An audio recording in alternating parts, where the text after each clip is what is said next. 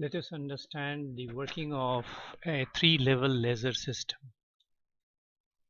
The energy level diagram is shown in the figure. Eg is the ground state and Em is the metastable state, while E1 is an excited state. Most of the electrons would be in the ground state. If we pump, that is give external energy in the form of optical radiation, and if the frequency is such that the photons energy is equal to the difference of energy E1 minus Eg, then these electrons would be transferred to the excited state E1.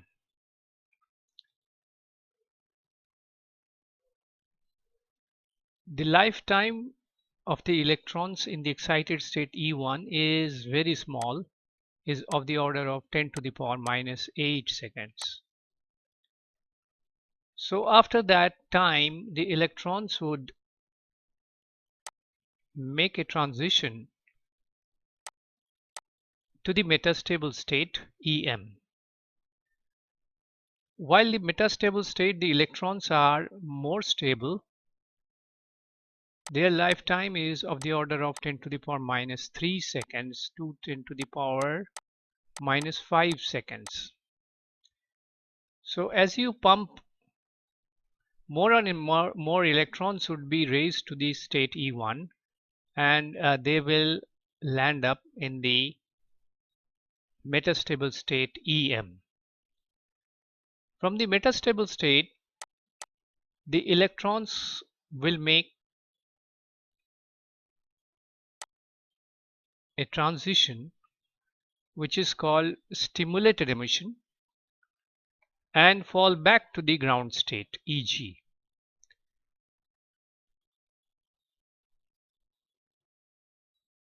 So this is the process of a laser production in a three-level laser system.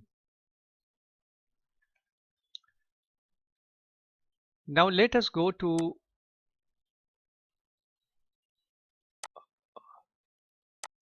a four-level laser system. In a four-level laser system, the energy level diagram is as you can see over here. Eg is the ground state, Em is the metastable state, and E2 is a state, excited state, which is higher than the metastable state Em. We have an extra excited state between Em and Eg, which is I have shown to be E1. Now in this case, what happens is, as before, we would raise the electrons from ground state to the excited state E2. Now from E2, the E2 is a unstable state. Its lifetime is of the order of 10 to the power minus 8 seconds. So the electrons would not stay there very long, and they will come to Em with a non-radiative transfer. By non-radiative transfer, we mean that they don't eject a photon while the transition is made from E2 to Em. Generally, it is a transition in which some other form of energy is released. From Em, laser transition takes place to the state E1. And from E1, non-radiative transfer takes place to the state Eg.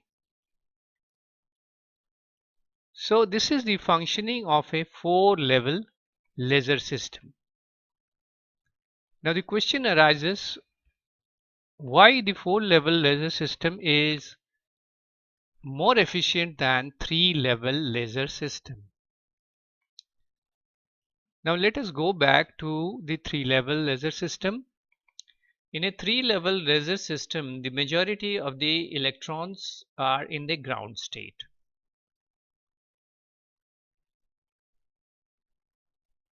These electrons reabsorb the photons that are produced by the laser transition,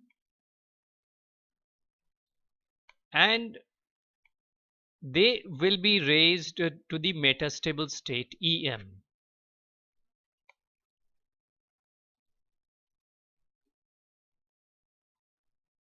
So these photons would not be available in the laser beam.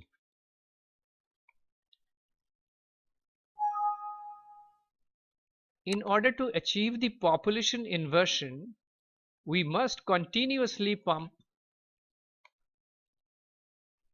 the ground state electrons to the excited state E1, so that the metastable state is more populated than the ground state. Therefore, more energy is consumed in the 3-level laser system. Now let us look at what happens in the 4-level laser system.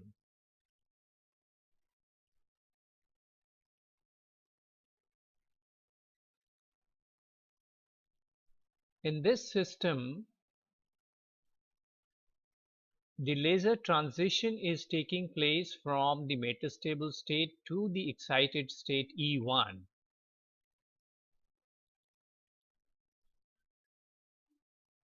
The excited state E1 is an unstable state, and from there the electrons make a transition to the ground state EG.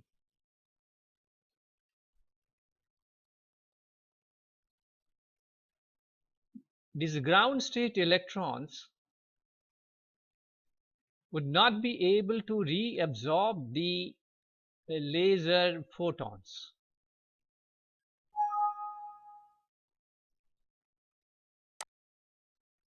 This is because the laser photons have energy equal to the energy difference Em minus E1, while the ground state photons, they require the energy equal to Em minus Eg. Therefore, for 4-level laser system, the energy required for pumping would be less. And that is why the 4-level laser system, like the helium neon laser, is much more efficient than a 3-level laser system like the ruby laser.